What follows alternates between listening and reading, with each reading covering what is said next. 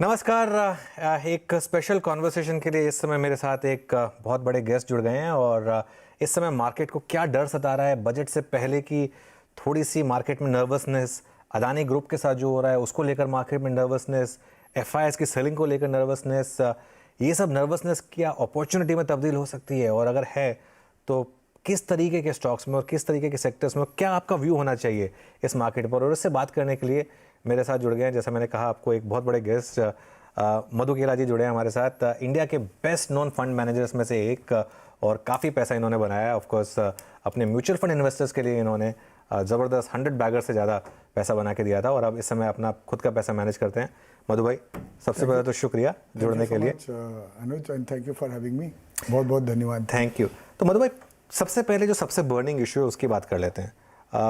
ये जो अदानी ग्रुप में हो रहा है इसको लेकर मार्केट काफ़ी डरा हुआ है कि क्या इसका कोई कोलेट्रल डैमेज है। मतलब अदानी ग्रुप का खुद का भले इंडेक्स में वेट ना हो लेकिन समहाउ मार्केट डरा हुआ है। आपका इस पर क्या व्यू है?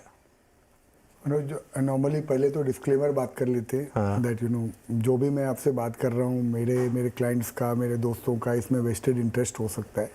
तो जो भी आदमी मेरी सलाह ले रहे हैं वो अपना खुद का होमवर्क करें, जिससे कंसल्ट करना है करें और उसके बाद अपना खुद का व्यू लें, राइट। तो इसमें हम तो फैक्ट की बात करते हैं क्योंकि मुझे लगता है ओपिनियन का कोई वैल्यू नहीं है, राइट। फैक्ट ये है कि मैं गौतम भाई को पर्सनली काफ़ी सालों से जानता हूँ एंड उन्होंने जो एक एंटरप्रेन्योरियल एबिलिटी दिखाई है which is been very very exceptional over the years. The kind of जिस टाइप का एग्जीक्यूशन उन्होंने ग्राउंड पे किया है और इस फॉल को छोड़ दें, बट अदरवाइज इन्वेस्टर्स ने भी काफ़ी पैसा बनाया है, राइट। उन्होंने, मैंने जो आज ये नंबर ही देख रहा था, करीब 1.55 लाख करोड़ रुपीस उन्होंने एक्विजिशंस में डाले हैं लास्ट 4 साल के अंदर। उनका टोटल डेट करीब 1.8 lakh crore rupees net date है जो उन्होंने आज डिस्क्लोज किया है, राइट। अब अभी ये नंबर को मैं मैच करूं मान लो तो ये पूरा जो डेट है, मेजॉरिटी जो पूरा डेट है वो एक्विजिशंस के लिए लिया है। और ये एक्विजिशन कोई ये नहीं बोल सकता है कि 10 रुपए की चीज का 100 रुपए दे दिया। आप हमेशा आर्ग्यू कर सकते हो कि 90 में होना था कि 100 में होना था कि कम पे लिया हो उन्होंने, ज्यादा पे तो नहीं लिया। ज्यादा पे नहीं लिया, पर वो आप भी एग्री करते हो। तो ये जो पूरा डेट है ये एक्विजिशन रिलेटेड डेट है, राइट। और जो एसेट भी खरीदे वो रिलेटेड एसेट्स खरीदे, मतलब कोई ऐसा नहीं कि जाके कि कोई सॉफ्टवेयर कंपनी खरीद लिया, XYZ खरीद लिया। दूसरा जो रिपोर्टेड इबिड्डा है फर्स्ट क्वार्टर का ही 23,000 करोड़ है, राइट। तो अगर, और उन्होंने जो आज जो गाइड किया है रन रेट के बेसिस पे जो इबिड्डा है, मुझे लगता है 23,000 करोड़ का 50,000 करोड़ का पूरे साल का इबिड्डा होगा, बिकॉज इंफ्रास्ट्रक्चर है, प्रिडिक्टेबल है, राइट। ये 50,000 करोड़ 70-80% से पक्का बढ़ सकता है ओवर द नेक्स्ट 3 ईयर्स। तो मैं इन सब फैक्ट्स को देखूँ ना तो मुझे लगता नहीं है कि कोई ग्रुप में स्टॉक प्राइस कुछ भी हो सकते हैं। स्टॉक प्राइस तो लिक्विडिटी, बायर सेलर के ऊपर डिपेंडेंट है स्टॉक प्राइस का, बट आई फील ग्रुप में ऐसे कोई फंडामेंटल कंसर्न मुझे तो नजर नहीं आती। मैं इस पे एक फॉलोअप सवाल पूछता हूँ, उसके बाद हम बाकी बातें करेंगे। एक रिस्क, ये लोग कह रहे हैं कि चलिए ठीक है आपके पास एसेट्स हैं, लेकिन क्या वो एसेट्स उतना कैश जनरेट कर रहे हैं जिससे कि आप इस डेट ट्रैप में फंसे ना? और वही बात आप, मैं बोल रहा हूँ ना, किसी के ओपिनियन पे मत जाओ, फैक्ट्स पे जाए। आप फैक्ट्स पे जाओ ना। 23,000 करोड़ का जो रिपोर्टेड इबिड्डा है वो मेरा ओपिनियन नहीं है, वो रियलिटी है। और इवन ये रिपोर्ट ने भी कहीं पे ये नहीं बोला है कि इन्होंने कोई फ्रॉड रिपोर्टिंग किया है कोई इबिड्डा का या बिजनेस के ऊपर, कहीं पे क्वेश्चन मार्क नहीं है। डेट के ऊपर, even in the report date के ऊपर है। और जो रिपोर्टेड इंटरेस्ट पेमेंट है फर्स्ट हाफ में वो 7,500 करोड़ है। तो मेरा 23,000 करोड़ का इबिड्डा और 7,500 करोड़ का मेरा इंटरेस्ट पेमेंट है। और वो जो एक बात हो रही है कि रिलेटेड पार्टी ट्रांजैक्शंस को लेकर उन्होंने कहा है कि थोड़ा सा, अनुज मुझे क्या लगता है ये तो रेगुलेटर का काम है, राइट। और आई एम श्योर रेगुलेटर अपना काम करेगा, उसमें मेरा और आपका ओपिनियन करने का। लेकिन आप इस समय एकदम कमिटेड हैं, मतलब आपको कोई डर नहीं लग रहा है कि इससे कुछ? मुझे ग्रुप के ऊपर या इंडिया स्टोरी के ऊपर कोई बड़ा क्वेश्चन मार्क हो जाएगा या बड़ा कोई कोलेट्रल डैमेज इंडिया स्टोरी को हो जाएगा, ये मुझे नहीं लगता है। हमने अपने 30 साल के करियर में बहुत सारे ऐसे इंस्टेंसेस देखे हैं। कोई कंट्री का स्टोरी ऐसे बनता या बिगड़ता थोड़ी, अनुज। मतलब भाई आप ना बैंकों पे बहुत बुलिश थे और वो जबरदस्त प्ले हुई थी वो स्टोरी, मुझे याद है। आपके बोलने के बाद PSU बैंक 2 गुना के 3-3 गुना बढ़े थे और इवन प्राइवेट बैंक्स में भी आपने जो बेट की थी करूर वैश्य बैंक जैसे, वो स्टॉक्स डबल हुए थे, उससे ज़्यादा बढ़े थे। और आपका एक बहुत क्लियर व्यू था कि इंडिया में एक जो एनपीए प्रॉब्लम थी वो खत्म हो चुकी है। अभी जो बैंकों में पिछले 3-4 दिन में करेक्शन आई है, ये क्या सिर्फ एक फियर फैक्टर है, अननेसेसरी फियर फैक्टर है, ये मुझे कुछ और है? प्योर फियर फैक्टर लगता है अनुज, मुझे कोई ऐसी परेशानी लगती नहीं। बिकॉज सी क्या है, आप ये समझने की कोशिश करो साइकोलॉजिकली ना, लेंडर और बोरोवर हिंदुस्तान में दोनों बहुत केयरफुल हो गए हैं। क्यों? बोरोवर को भी पता है कि गलत बोरोवर करेगा तो जेल में जाना पड़ सकता है, और लेंडर ने तो देखा ही है कि उनको 10-15 लाख करोड़ रुपए का राइट ऑफ एक बार तो बुक्स में लेना पड़ा था ना अनुज। और बैंकों का कंसोलिडेशन हो गया, पहले जो 32 बैंक थे अभी 12 हो गए हैं। और ये बहुत, मुझे आज की घड़ी पे बहुत ज़्यादा फारफेच्ड लग रहा है कि अभी की घड़ी पे आदमी इसको लेके बोले कि ये बड़ा एनपीएल हो जाएगा। और सब बैंकों ने देखो प्रोएक्टिव बेसिस पे डिस्क्लोज किया है, ये पूरी एसेट बेस्ड फाइनेंसिंग है। मतलब आप सपोजिंग किसी ने भी ये ग्रुप को भी पैसा दिया हुआ है, तो ये कोई शेयर के अगेंस्ट में कोई पीएसयू बैंक ने 1 रुपया नहीं दिया है, इट इज एसेट के अगेंस्ट में दिया है। तो और एसेट तो बनेगा तो उसका वैल्यू तो होगा ना। आप डिस्प्यूट कर सकते हो कि 90% है, 110% है, पर कोई एसेट का वैल्यू खत्म नहीं होने वाला। तो मुझे तो लगता है ये जो भी करेक्शन होगा ना अनुज, और आप देखो रिजल्ट्स क्या है, पब्लिक सेक्टर बैंक्स के रिजल्ट सब शानदार आए हैं। आउटस्टैंडिंग है। और आगे का जो आउटलुक भी जो उन्होंने बात किया है वो भी आउटस्टैंडिंग है। उसी में एक्चुअली मैं उसी पे आ रहा था, इतने अच्छे रिजल्ट के बाद भी कोई बैंक शेयर नहीं चला, क्या पहले चल गए थे इसके लिए नहीं चला? पहले भी चल गए थे अनुज। और दूसरा है ना, हिंदुस्तान में एक जो चीज हो रही है जो मार्केट ओवरलुक कर रहे हैं ना, कि देखिए 2022 में इंडिया एक स्टैंड अलोन मार्केट था फॉर 2 रीजंस। एक, रशिया पूरा खत्म हो गया, तो एमएससीआई में जो रशिया का वेटेज था वो वर्चुअली 0 हो गया।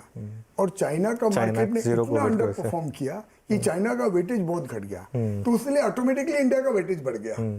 अब मैं इंडिया का वेटेज अगर मेरा बढ़ा, मैं सपोज एक पोर्टफोलियो में मैं कोई स्टॉक लेता हूँ और वो 5 गुना हो जाता है, बाकी मेरा पोर्टफोलियो घट जाता है, तो मैं क्या करूंगा?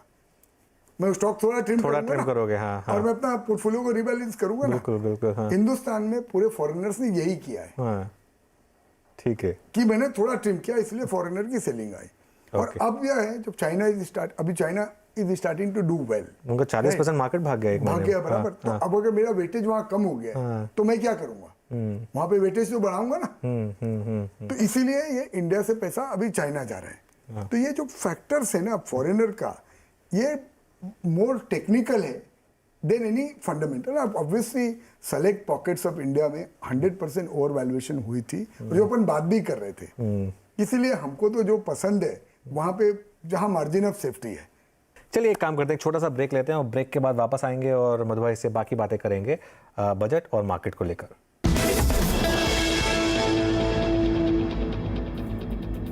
आज हम बात कर रहे हैं इंडियन स्टॉक मार्केट के सबसे जाने माने इन्वेस्टर्स में से एक मधु केला जी से। अब बात करते हैं बजट की, क्योंकि अब बजट आने वाला 2 दिन में। तो आपकी क्या एक्सपेक्टेशन, क्योंकि मार्केट जब तक ये अदानी वाला एंगल नहीं आया था उससे पहले भी थोड़ा बजट को लेकर नर्वस था कि कहीं कैपिटल गेन्स टैक्स पे कुछ ना आ जाए। पूरी की पूरी जो मार्केट की बात थी वो सारी इस पर आकर रुक गई थी। आपका क्या व्यू है? अनुज, मेरा गट और दिमाग दोनों बोलता है कि बहुत बड़ा सिग्निफिकेंट चेंज नहीं आना चाहिए, बिकॉज सरकार ना अवेयर है इस वक्त कि ग्लोबल रिसेशन का फियर है, ग्लोबल इन्फ्लेशन का फियर है, एक्सपोर्ट रिलेटेड इंडस्ट्रीज अच्छा नहीं कर रही है। इस वक्त सेंटिमेंट देश का रखना बहुत बहुत ज़्यादा ज़रूरी है। अब मैं क्यों करूँगा, और कैपिटल मार्केट्स ने काफ़ी बड़ा रोल प्ले किया है in India growth story. 6.5 lakh crore रुपया कैपिटल मार्केट से रेज हुआ है लास्ट 3 साल में, जो एसेट क्रिएशन के लिए बहुत ज़्यादा ज़रूरी था। तो मुझे लगता है, और स्पेसिफिकली अभी सेंटिमेंट वापस इतना ज़्यादा स्पॉइल हो गया लास्ट कपल ऑफ डेज में, यहाँ पे जाके अब कुछ एकदम अनटूवर्ड कर देना कैपिटल गेन में। अगर आपने ये इंटरव्यू मेरा 2 हफ्ता पहले किया होता, तो मैंने भी आपको बोला होता कि अनुज ये हो सकता है, बिल्कुल, हाँ, लेकिन लेकिन है पक्का। एंड ये और मैं तो वो स्कूल से आता हूँ that it is not done till it is done. बिल्कुल। तो मैं तो अभी भी बोलूंगा वो फियर तो है कि होने के लिए कुछ भी हो सकता है, लेकिन इस सेंटिमेंट में शायद ना करें। और वो होगा, अगर शॉर्ट टर्म कैपिटल गेन्स में कोई मीनिंगफुल चेंज होगा, because what is the worst fear कि आपके वो बिजनेस इनकम में क्लब हो जाएगा, वो तो काफी इंपैक्ट होगा। मैं आपको बोलता हूँ बाजार में उससे काफी इंपैक्ट होगा, ओके, सेंटिमेंट में भी और रियलिटी में भी। तो लेकिन आपको लगता है कि क्योंकि ऑलरेडी इतना सेंटीमेंट खराब है वहां भी थोड़ा सा उनको लगेगा कि होपफुली रिकैल, और क्या जल्दी है ना, 60 साल से ये टैक्सेशन चल ही रहा है ना। हाँ। और देश को इस वक्त जरूरत है कैपिटल फॉर्मेशन की, सेंटिमेंट अच्छा रहने की, और कैपिटल मार्केट ने रोल एक प्ले किया। देखो कितनी सारी कंपनियां लिस्ट हुई है लास्ट 2 साल में इंडिया में, कितने नए नए एंटरप्रेन्योर्स को कैपिटल मिली है। तो हेल्दी कैपिटल मार्केट सरकार के लिए भी, और ये जो टैक्स में आप बॉयंसी देखते हो, ये तो बिजनेस की बॉयंसी की वजह से रिफ्लेक्शन है ना, बिजनेस की बॉयंसी की वजह से टैक्स में बॉयंसी है ना। बिल्कुल। तो नहीं, शॉर्ट टर्म ठीक है, लॉन्ग टर्म में कुछ छेड़छाड़ होगा? लॉन्ग टर्म में अगर 1 का 2 साल हो जाएगा तो मुझे लगता है ज्यादा कुछ नहीं होगा, उससे फर्क नहीं पड़ेगा। कुछ बढ़ जाए, टेन्योर बढ़ने से फर्क नहीं पड़ेगा, ज्यादा नहीं फर्क पड़ेगा। लेकिन अगर रेट भी बढ़ गया तो वहां पे भी 10% है जैसे, वो तो फिर पूरा ही रिबैलेंस करना पड़ेगा ना। आप ये नहीं बोल सकते हो कि मैं लॉन्ग टर्म भी 10 का 15 कर दूं और शॉर्ट टर्म भी 15 रखूं। हाँ, वो थोड़ा तो हो नहीं सकता है। नहीं, क्योंकि मैं इसलिए कह रहा हूँ मधु भाई, क्योंकि क्या मार्केट को अब एक मेंटली प्रिपेयर हो जाना चाहिए कि चलिए इस बजट में ना हो, भले ही अगले में हो, लेकिन उसमें एक इस तरफ हम जा रहे हैं। लाइटर से अगले की अगली बार बात करेंगे, अभी तो यार ये डे टू डे सर्वाइवल है। आई नो चलिए ठीक है। तो इस समय ये रिस्क है एक मार्केट के लिए, और मेरे हिसाब से हो सकता है वो रिस्क परसेंटेज वाइज रिड्यूस हो गई हो, but it is not gone away. और कितना मार्केट उस रिस्क को ऑलरेडी प्ले कर चुका है, क्योंकि मार्केट ने भी प्ले किया है ऑब्वियसली, वो तो फेयर तो है ना। किसी से भी बात करो, अभी कोई आदमी कोई ऐसा ठोक के बोल नहीं रहा है कि मेरे को शेयर ले लेने हैं। और ये जो बाजार का जो चाल भी है ना, टेक्निकली तो मार्केट वीक हो ही गया है, उसमें तो कोई डाउट ही नहीं है। और इसलिए मैं आपके पूरे दर्शकों को ये एडवाइस करूंगा कि जिसको पैसा डालना भी है ना, तो बहुत अच्छी प्रकार से रिसर्च करके चुनिंदा शेयरों में जहां आपको पता है सिस्टमेटिक तरीके से बाई करो, क्योंकि ये कोई नहीं बोल सकता है कि बाजार आज बॉटम हो गया और यहां से चलने लगेगा। वैसे मार्केट कोई बहुत ज्यादा नहीं गिरा है, मतलब ये थोड़ा सा एक, मतलब 8% निफ्टी गिरा है ऊपर से। निफ्टी को मत देखो अनुज, बाकी साइड का डैमेज देखो। निफ्टी तो कितने रिटेल इन्वेस्टर के पास या इंस्टीट्यूशनल के पास कितना निफ्टी है ना, बाकी जो साइड के स्टॉक्स हैं उनमें तो काफी बहुत डैमेज है ना। सेलेक्टिवली 25%, 30%, 40% कितने सारे शेयर घट गए। तो सेंटिमेंट आपको लग रहा है इस समय बहुत खराब है मधु भाई? और अभी खराब है। Okay, I will not means the word, अभी सेंटिमेंट खराब है, एंड मुझे लगता है ये ग्रेजुअली इंप्रूव होएगा। क्योंकि मैं इसलिए पूछ रहा हूँ आपसे सवाल, क्योंकि मार्केट में या तो आपको सेंटिमेंट अच्छा मिलेगा या प्राइस अच्छा मिलेगा। एब्सोल्युटली, वो हमेशा से मैं बोलता हूँ। तो इसीलिए प्राइस अच्छे हो रहे हैं ना, इसीलिए प्राइस अट्रैक्टिव हो रहे हैं, और इसीलिए आपको चुनिंदा जगह पे जहां जहां आपको कन्विक्शन है, जहां पे आपको इन्वेस्टमेंट करना है। ये ट्रिक क्या है ना अनुज, मैंने भी 30 साल में देखा है। आज आपने कोई अच्छा शेयर लिया, फिर आपको उसको लेकर भूलना ही पड़ेगा, क्योंकि आज उसका भाव अगर कल जाके देखोगे तो आप तो फिर एस्ट्रोलॉजर ही हो सकते हो ना, कि आप कोई बॉटम में ले लो। हो सकता है आज आपने लिया, कल वापस घट जाए, परसों वापस घट जाए, तो आपको इसको सिस्टमेटिकली धीरे धीरे करके बिल्ड करना पड़ेगा। ठीक है, तो इस समय फिर पैसा कहाँ लगाया जाए, इकोनॉमी फेसिंग स्टॉक्स में या फिर एक्सपोर्ट? मैं तो इकोनॉमी फेसिंग, मैं ग्लोबल को तो अवॉइड करूंगा ना, बिकॉज़ ग्लोबल का अपने को पता नहीं है। एक्सपोर्ट का, आईटी का क्या होगा, वहां पे वैल्यूएशन अट्रैक्टिव है, पर ये कितना डीप होगा, रिसेशन होगा नहीं होगा, सॉफ्ट लैंडिंग होगा, हार्ड लैंडिंग होगा, ये तो जैसे जैसे डेटा आएगा तो पता चलेगा। मैं तो इंडिया फोकस्ड कंपनी में, जो इंडिया की जीडीपी से लिंक्ड है ना, मैं तो वहीं पे फोकस्ड हूँ।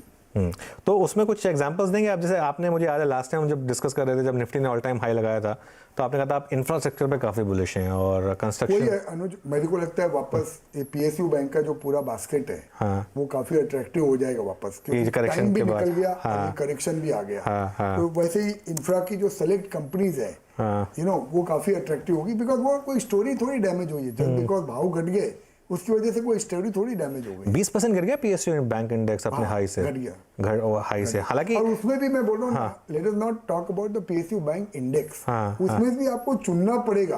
बिल्कुल, बेस्ट इन्वेस्टमेंट को। बिल्कुल उसमें ऑब्वियसली, मतलब आप ये नहीं है कि आप जाके जो जितने बैंकों ने कुछ किया ही नहीं, पूरा कुछ बैंक तो सेल है वहाँ पे, कुछ बैंक सेल है, वो भी मैं आपको बोल रहा हूँ। ओके 2 टाइम बुक पे, 2.5 टाइम बुक पे जा चुके हैं, दे आर नॉट माई। लेकिन अभी भी लो से 65% ऊपर है इंडेक्स, हालांकि ऊपर से थोड़ा 20% गिरा है। तो पीएसयू बैंक की बास्केट आप बोल रहे हैं कि एक शायद वापस बाय जोन में आ गई है। और क्या बाय जोन में है? ऑटो, सीमेंट या फिर अगेन सेलेक्टिव रहना पड़ेगा ना। जो अपन ने डिस्कस किया, एक मैन्युफैक्चरिंग जो कहीं का जो जिसको एक स्ट्रक्चरल स्टोरी है, दूसरा फाइनेंशियल्स, इवन कुछ private sector bank, even large private sector bank will become very very attractive. देखो उसमें भी इतना बड़ा कंसोलिडेशन हुआ है, और उसमें भी फॉल ऊपर से कई जगह पे काफी स्टीप है, राइट। तो जो सेफ खेलना चाहते हैं they can even go for large private sector banks also. फिर आप देखो रिजल्ट देखो ना अनुज, एसेट क्वालिटी देखो जो उन्होंने लास्ट क्वार्टर में भी डिक्लेयर किया है। तो मुझे लगता है नीचे का घर ना अभी सेफ होते जा रहा है। टेक्निकल की वजह से अपन ने देखा भाव कुछ भी हो सकता है, यू नो, मतलब 10 दिन 15 दिन महीना भर ये स्टॉक मार्केट है भाई, ये सट्टा बाजार है। यहाँ पे फंडामेंटल एक तरफ हो जाते हैं, फाइनली तो it is buying and selling which actually determines the prices. ठीक है, तो मधु भाई एक और चीज़ देखिए, बजट में टैक्स का फियर इतना हो गया कि हम और कोई बात ही नहीं कर पा रहे हैं बजट में, और स्पेसिफिकली मार्केट की एक्सपेक्टेशन क्या होनी चाहिए, क्या आना चाहिए? तुम अनुज, मैं 30-32 साल से मार्केट में हूँ, 15-20 साल से बजट बहुत क्लोजली देखता हूँ। मैंने इतना अच्छा गवर्नमेंट का सिचुएशन मेरे करियर में फिस्कल वाइज, हाँ। फिस्कल वाइज आप देखो, पहले जब फिस्कल डेफिसिट ये होता भी था ना 6%, तो of the balance sheet item होते थे। कुछ एफसीआई के ऊपर है, कहीं पे ऑयल कंपनीज के बॉन्ड पड़े हुए, एक्स है, वाई है, जेड है, वो सरकार ने लास्ट ईयर पूरा क्लीन कर दिया। अब आप देखो लास्ट ईयर हमको करीब 2.25-2.5 लाख करोड़ रुपए का एक्स्ट्रा टैक्सेशन आया है, और उसके सामने 2-2.25 लाख करोड़ की एक्स्ट्रा सब्सिडी हमको प्रोवाइड करना पड़ा। अब सब्सिडी जो ऑलरेडी भाव हो चुके हैं नेचुरल गैस के, प्राइस फर्टिलाइजर के, ऐसा लगता नहीं कि जो सब्सिडी लास्ट ईयर हमको देनी पड़ी थी इस साल देनी पड़ेगी। तो मेरा ऐसा अनुमान है कि 1.5 लाख करोड़ रुपया सरकार सब्सिडी में बचाएगी। और आरबीआई के पास एमिनेशन है सरकार को कम से कम 75,000 से 1 लाख करोड़ रुपया ज्यादा डिविडेंड देने का। कितना देंगे नहीं देंगे मुझे नहीं पता है। तो आप बोलोगे ओपनिंग बैलेंस गवर्नमेंट का 2 से 2.5 लाख करोड़ रुपए है, राइट। तो आपके पास काफी बड़ा 2-2.5 लाख करोड़ रुपया बहुत बड़ी एमिनेशन होती है, and plus nominal GDP grow कर रही है। तो जो हम 258 लाख करोड़ की नॉमिनल जीडीपी एस्टिमेट कर रहे थे लास्ट 2023 में, वो करीब आएगी 273 लाख करोड़, और पूरे by the end of next year it should be रफली 300 लाख करोड़। तो आपका डिनोमिनेटर बढ़ गया, तो आपका परसेंटेज टर्म्स में fiscal situation will start to look healthy. Madhu भाई, एक चीज़ ना मुझे कई लोग पूछते हैं कि क्यों नहीं, जैसे आप हैं या और भी कई लोग हैं, एक गवर्नमेंट को एक एडवाइस किया जाए कि कई बार कुछ स्टेप्स जो होते हैं उनसे मिलता कुछ नहीं है। अब जैसे विंडफॉल टैक्स लगा था, या फिर वो जो स्टील पे ड्यूटी आई थी, उससे पूरा का पूरा सेक्टर पे जो एक पॉजिटिव वो बन रहा होता है वो फिर टूट जाता है। उसके बाद उन स्टॉक्स को वो समहाउ वैल्यूएशन नहीं मिल पाती है। आपको लगता है कि ये थोड़ा सा कुछ एक मार्केट में एक रिस्क रहता है हमेशा? रिस्क तो है ही अनुज, वही तो बात कर रहे हैं, that is what makes the market.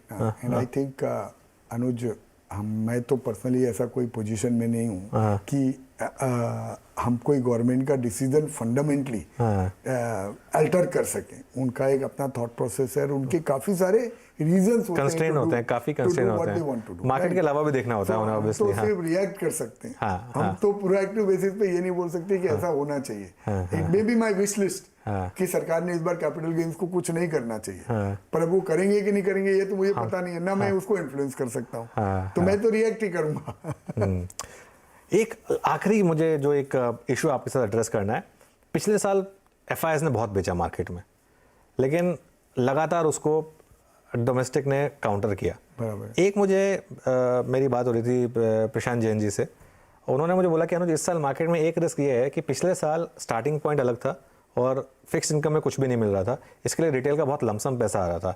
इस साल फिक्स डिपॉजिट में आपको 8% रिस्क फ्री मिल रहा है और प्लस वैल्यूएशन महंगी है, तो वो रिस्क है, पक्का रिस्क है। क्योंकि पिछले साल की तरह अगर फॉरेनर की सेलिंग इस बार मार्केट में आई नो, तो 100% मार्केट घटेगा। मतलब इस बार उतना एमिनेशन लोकल पब्लिक के हाथ में नहीं है कि वो उसको काउंटर कर सके। तो ये कह देना कि अब हमको एफआईआईज की जरूरत नहीं है, और ये थोड़ा वो नहीं है, वो सब बुलशिट है। मतलब आई डोंट थिंक वो कभी बोलना भी चाहिए। एफआईआई की जरूरत कैसे नहीं है, उनका 6-6.5 लाख करोड़ रुपया अभी भी इंडियन मार्केट में लगा हुआ है, which is you know very substantial part of the overall market capitalization, और उनका इन्फ्लुएंस था, है और रहेगा।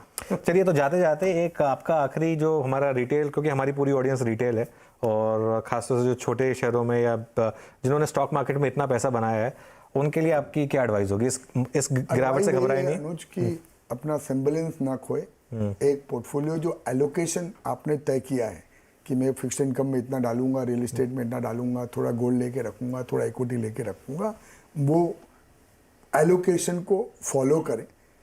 अगर सपोजिंग आपका इक्विटी पोर्टफोलियो बहुत घट गया है तो ऑब्वियसली फिर दूसरी जगह से हटके आप ये यहाँ पे इक्विटी में बढ़ा दें। अगर आपका इक्विटी पोर्टफोलियो बहुत बढ़ गया है और फिक्स्ड इनकम बाकी एसेट क्लास घट गई है तो वहाँ पे आपको शिफ्ट करना चाहिए। तो ओवरऑल एसेट एलोकेशन फॉलो करें।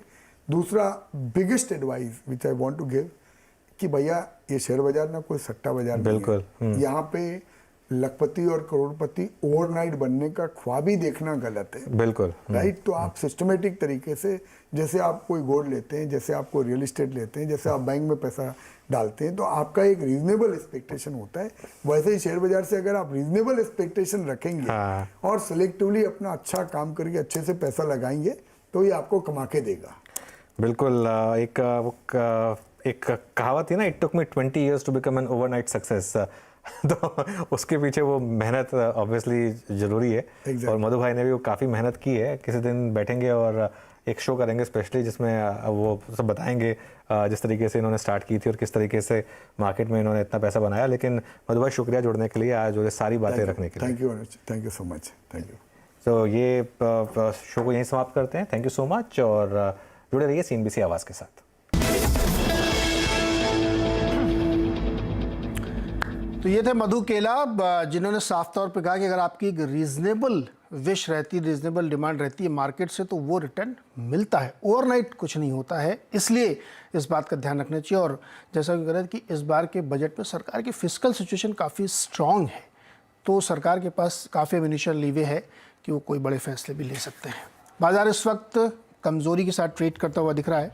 85 पॉइंट निफ्टी में कमज़ोरी देखने को मिल रही है और बैंक निफ्टी 125 पॉइंट नीचे है। सेंसेक्स 300 पॉइंट नीचे है, यानी हर ऊपरी स्तर पे बिकवाली का दबाव है, लेकिन ये इंडेक्स लेवल पे है क्योंकि ब्रॉडर मार्केट में ज़बरदस्त बाइंग है। एडवांस यानी बढ़ने वाले शेयरों की संख्या 1900 है, घटने वालों की 843। तो आज क्यों? क्योंकि जो मिड कैप इंडेक्स है वो 250 पॉइंट की मजबूती दिखा रहा है। ये देखिए जो क्रॉस बन रहा है हरे और लाल लाइन का, ये दिखाता है एडवांस डिक्लाइन का रेशियो क्या है। इससे पहले कि और डिटेल करें, आपके सवालों के जवाब लें, पढ़ते हैं इस वक्त की हेडलाइंस।